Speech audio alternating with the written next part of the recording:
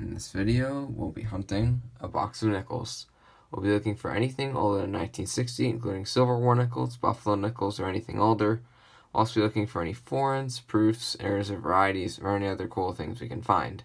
I do just have this one box now, but I'll probably end up adding a second box onto this video if we don't get enough finds.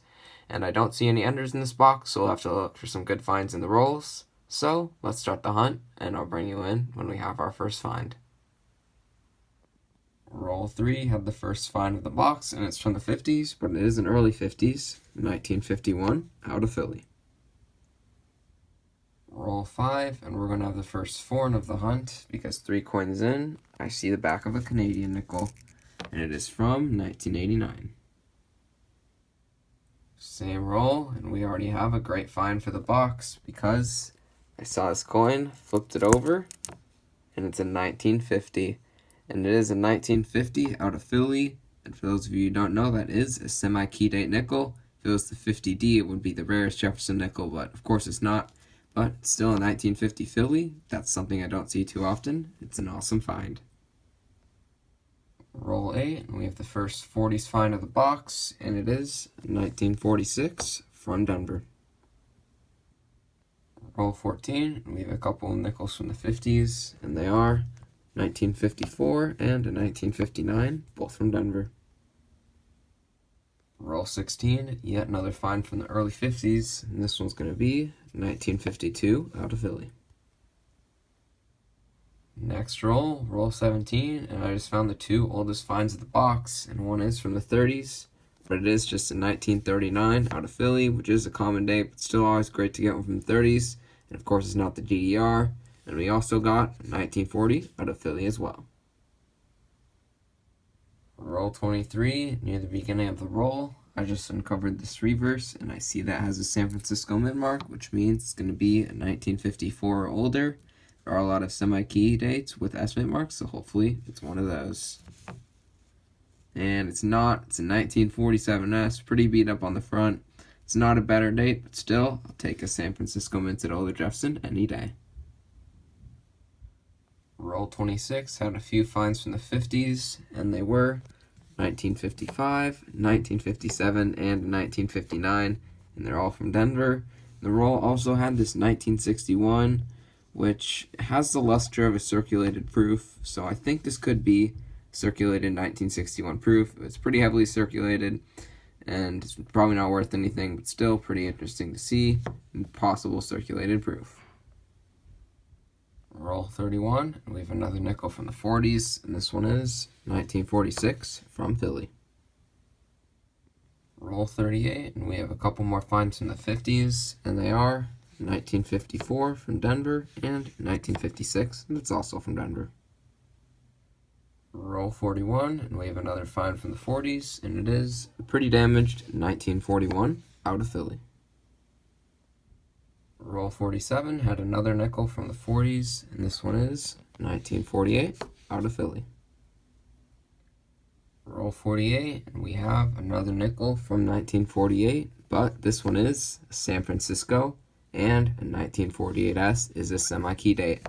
So it's the second semi-key date of the box, along with that 1950, and that is awesome. That was all for nickel box number 1, and it wasn't a bad box. We got just our normal mix of older Jeffersons. We did get one from the 30s and 2 semi-key dates, which were that 1948S and that 1950 Philly, 1 Canadian foreign, and a 1961, which appears to be a circulated proof. So overall, not too bad of a box, but I'm going to add one more box on this video, so I'll be back when I have nickel box number 2. I am back, and I do have box number 2 in front of me right here. And like the other box, this one has no enders, so hopefully we can get some good finds from inside the rolls. So I'll bring you in when we have our first find of box number 2. First roll has a find in box number 2, and it is from the earlier 50s, 1951, minted in Philly.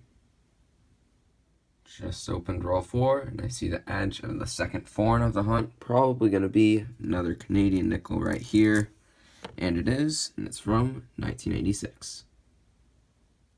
Roll 9, and we have one from the 40s and one from the 50s, and they are 1947 out of Philly and 1957 from Denver.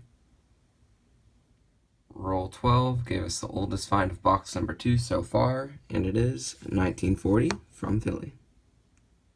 Just opened roll 15 and one away from being an ender. At the back of the roll is our second 4 in box number 2 and third of the hunt.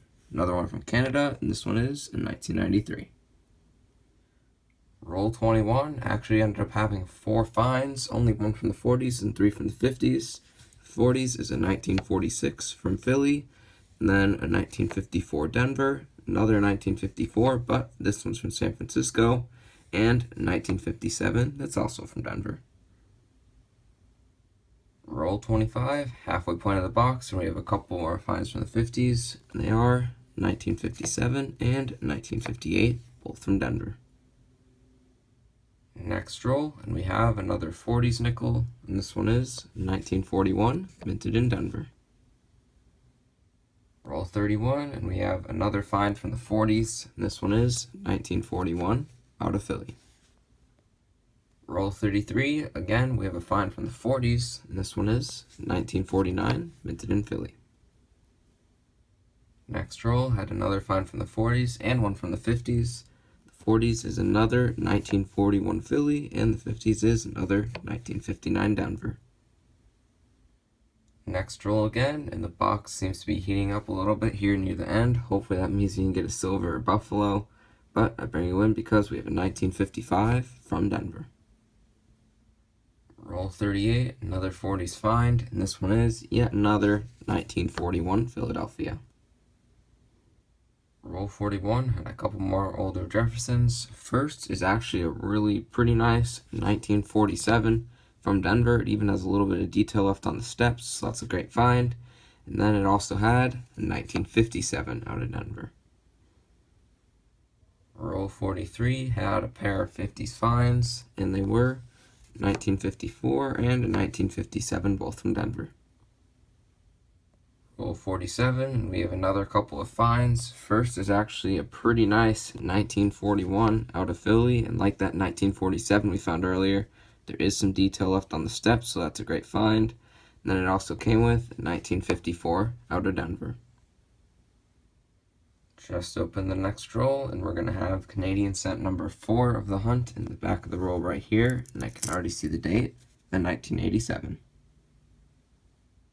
Same roll as that Canadian, also had a pair of 40s nickels, and they were 1946 out of Philly and 1948, that's also from Philly. Last roll of the hunt gave us one last find, and it was 1951 out of Denver. Now let's go on to the wrap-up. Nickel box has been hunted, so let's go over the finds. We ended up with 25 estimates, 4 foreigns, all Canadian from just the 80s and 90s. Then a couple of side finds. We have that 1961, which looks like a circulated proof to me. It's harder to tell on camera, but it definitely looks like it. And we also did get one 2009 out of the second box. Older Jeffersons, we did pretty well. We got definitely a good variety from the 40s, 50s, and one from the 30s, which was a 1939 Philly. And probably the 2 best finds of the hunt were a couple of semi-key dates, 1948S and 1950 Philly. Those are the best finds because we didn't end up with any silvers or buffaloes for the hunt. They've definitely been getting a lot harder to find for me, so hopefully I can get back on some of those soon. Either way, this was still a fun nickel hunt.